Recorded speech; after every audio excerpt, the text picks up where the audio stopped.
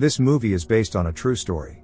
Cindy has long been haunted by nightmares of being unable to get out of a deep lake. In the next scene, we see a woman named Laurie singing a lullaby to her friend's son. A wake is being held at the house. Cindy is receiving condolences, trying to hold herself together. Laurie is supporting her friend who has lost her husband.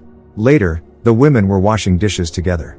Cindy can't stop crying, not knowing how she will endure this. Laurie promised that she would always be there for her and Tyson. 5 years have passed. Waking up in the morning, Cindy still hoped to see the husband next to her out of habit. Family photos in the house remind her of the past. Cindy keeps a diary and writes poems, but she is not yet ready to show them to anyone. For now, Laurie is living with a friend to help her. Soon Tyson, who is into sports, has the season opener. But the boy didn't seem at all nervous before the big game. During the match, Tyson performed brilliantly. The mother was his biggest fan, as was Laurie. A charismatic man approached Cindy, who was selling hot dogs, and started a conversation, advising her to put the son into professional sports because it would open up great opportunities for him. This man named Randy Roth also has a son, Greg. The boy suggested that Cindy go on a date with his father, which made her embarrassed. Truth be told, Randy wouldn't mind meeting Cindy and left her his phone number. That evening, Cindy hesitated for a long time before calling Randy. She had long since gotten used to such exciting feelings. The next morning, seeing Randy with a bouquet of flowers at the doorstep, Laurie invited him in. She was genuinely happy for her friend, who was going on a date for the first time since the husband's demise. Finally, Cindy came downstairs. Randy gave her the flowers and said how stunning she looked. Laurie wished the friend and her new acquaintance a good time. They were going to a restaurant. Meanwhile, Laurie was watching TV with Tyson and sensed that something was bothering him. The boy admitted that he was worried about the mother's date. Cindy and Randy were strolling around the city. Like Cindy, Randy is a widower. He misses his late wife Janice very much. In the evening, Laurie saw Cindy and Randy through the window as he drove her home. Later, Cindy shared with her friend that for the first time since losing the husband, she met a man who could win her heart. Cindy and Randy started dating. Their sons became friends. Laurie met Randy's friends, a married couple named Megan and John Carlson. While talking to them, Laurie noticed that Randy was too close to their daughter Dana. However, Cindy doesn't see a problem, believing that Dana is like a second child to Randy. The girl has struggled with being overweight for a long time, and Randy helps her organize a healthy diet. Later, when everyone was eating and chatting, Dana approached Randy and whispered something to him. Randy raised a toast to celebrate the fact that the girl had lost another 3 pounds. Megan told Laurie that Randy pays Dana $100 for every pound she loses. Laurie liked this situation less and less. Plus, Randy was in the military in the past. He raises his son in a strict manner. Greg is very polite and does not neglect household chores. Laurie couldn't contain her curiosity and asked Randy how he lost his wife. Randy replied that it happened while they were mountain climbing. It was an accident. Some time later, upon learning about Cindy and Randy's engagement, Laurie told her friend that she might be rushing because they had only been dating for a few months. But Cindy considers Randy perfect. However, Laurie feels that Randy is not as wonderful as he tries to seem. Soon the couple celebrated their engagement. Laurie was also present. Greg thinks Cindy is really sweet and is happy that she will be part of their family. Randy and his son are going to move into Cindy's house. Randy assured Laurie that he doesn't mind her living here. At least for now. At night, Laurie woke up to Cindy's screams and rushed to her room. Tyson woke up too. Randy was attacking Cindy while she was calling for help. Laurie pulled Randy away from her. Surprisingly, Cindy stood up for Randy, insistently asking her friend to leave the room. After this, Cindy hugged the crying man. Laurie was bewildered. The next day, while Randy was coaching the boys, Laurie asked her friend about the previous night. Cindy explained that after his military service, Randy suffers from post-traumatic stress disorder. Later, while changing the bed linen in Greg's room, Laurie noticed it was wet. The boy was very embarrassed and asked her not to tell his father. Of course, Laurie didn't tell. In the evening, Randy cooked a delicious dinner. He is obsessed with healthy eating. By the way, Cindy and Randy are going on their honeymoon. Laurie and Dana are taking care of the children for the time being. Randy still pays the girl for losing weight, and Laurie finds it strange. Later, while Cindy was packing for the upcoming trip, Laurie asked her about Randy and Dana's relationship. Cindy replied that he is just helping her through a difficult time. Laurie decided to change the topic. During the conversation, Cindy shared with her friend that she was missing passion with Randy.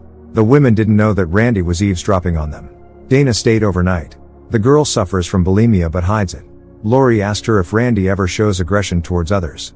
Dana avoided a direct answer. In Buenos Aires, the couple rented a luxurious suite. Cindy is happy to be a married woman again, But Randy's behavior is becoming increasingly strange. Meanwhile, Laurie went down to the basement and accidentally found a bag containing the ashes of Randy's late wife Janice, among his things. Upon returning from the honeymoon, Cindy shared her impressions with Laurie, who immediately realized that her friend was withholding something. Laurie decided to show Cindy the bag with Janice's ashes. Cindy was upset that Laurie had been rummaging through Randy's things and was doing everything to break them up. Laurie thinks it's abnormal that Randy is raising Greg like a soldier. There are other troubling signs as well. Cindy didn't want to hear it anymore and asked her friend to move out as soon as possible. Laurie did just that. One day Cindy called her and asked her to come over urgently. Laurie rushed to Cindy's house without hesitation. Cindy was acting strangely, saying she couldn't start the car and didn't want to bother Randy while he was at work. Despite her confusion, Laurie checked the friend's car. Laurie felt that was not why Cindy had called her. The women agreed to have dinner together on Sunday. The boys often witness their parents arguing. Randy yells at his wife because he doesn't like the groceries she buys or how she dresses. Only in her personal diary can Cindy share her thoughts. Now she lives in constant fear. Upon learning about his wife's plans to have dinner with Laurie on Sunday, Randy said that instead, they would go to the lake as a family. Later, Laurie learns that Cindy perished at the lake during vacationing with her husband and children.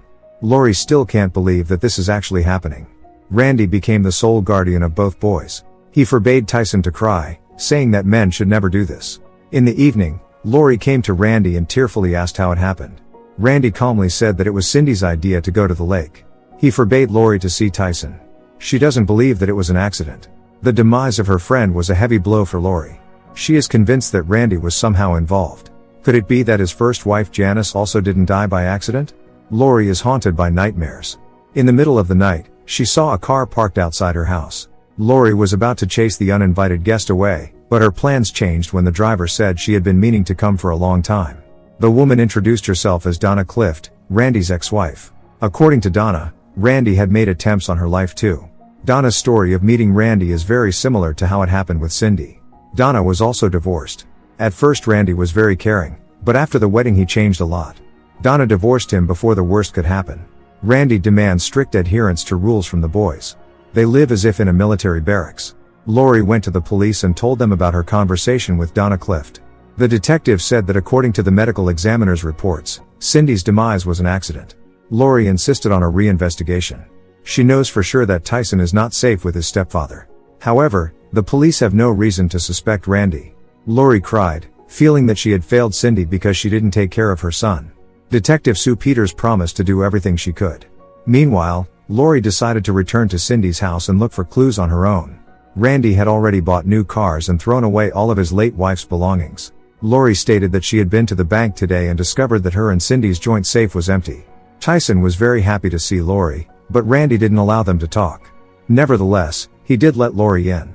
The boys politely offered Laurie some food. It was clear how scared they were.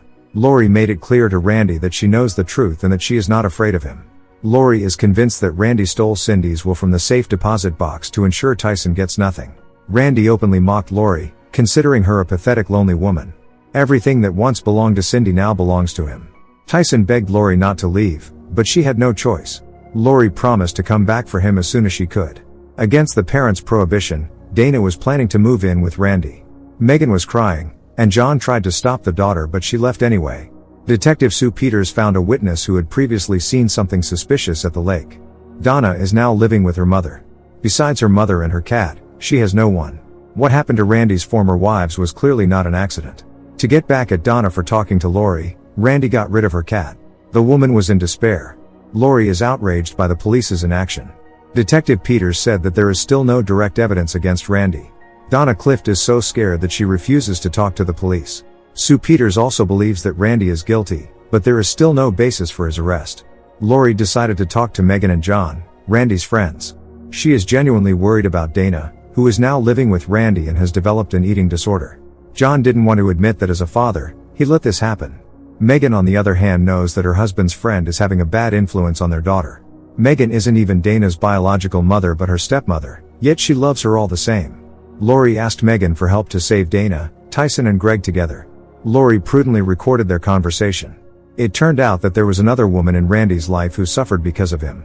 The first thing Laurie did was to track down Mary Jo Phillips.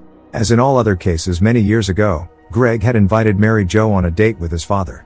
They were even engaged. Mary Jo shared that Randy was very caring. As a single mother, she appreciated this.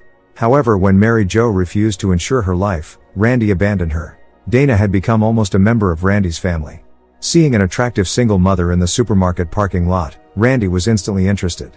Greg approached Stacy and asked if she wanted to go on a date with his father. Seeing this, Dana was going crazy with jealousy. Detective Peters managed to obtain a copy of Cindy's will, in which she intended to leave all her property to her son and transfer his guardianship to Laurie until he reached adulthood. Despite the official order, Randy refused to give his stepson into Laurie's custody. However, when the boy said he wanted to go with Laurie, Randy had no choice. He was furious. Detective Peters approached many prosecutors, but they all refused to file a criminal case against Randy due to a lack of direct evidence. All except Marilyn Brenneman, who is convinced that Randy Roth is a cold-blooded criminal. Marilyn Brenneman promised Sue Peters that she would secure a warrant to search Randy's house. Cindy's life was insured, and Randy wanted to receive the payout right away. Suddenly, several police cars pulled up to their house. Randy was arrested. Of course, he denied his guilt. The police searched the house but found nothing that indicated Randy's involvement in his wife's demise. Sue felt that they had missed something. Everyone was deeply disappointed. Returning inside, Sue unexpectedly discovered Cindy's diary. Soon the detective and the prosecutor interrogated Randy. Marilyn Brenneman behaved deliberately friendly to get Randy to cooperate. Dana cried in her room all day. Laurie came to visit her and Greg, who was now living with Megan and John. Marilyn Brenneman questioned Randy about his military service and post-traumatic stress. It seemed like he was making it up on the spot. Laurie told Dana the whole truth about Randy. In reality, he had never served in the military or even left the country. Everything Randy had told about himself was a lie. Dana cried. She really loved Randy, who had promised to marry her. Randy told the detective and the prosecutor that his marriage with Cindy was perfect.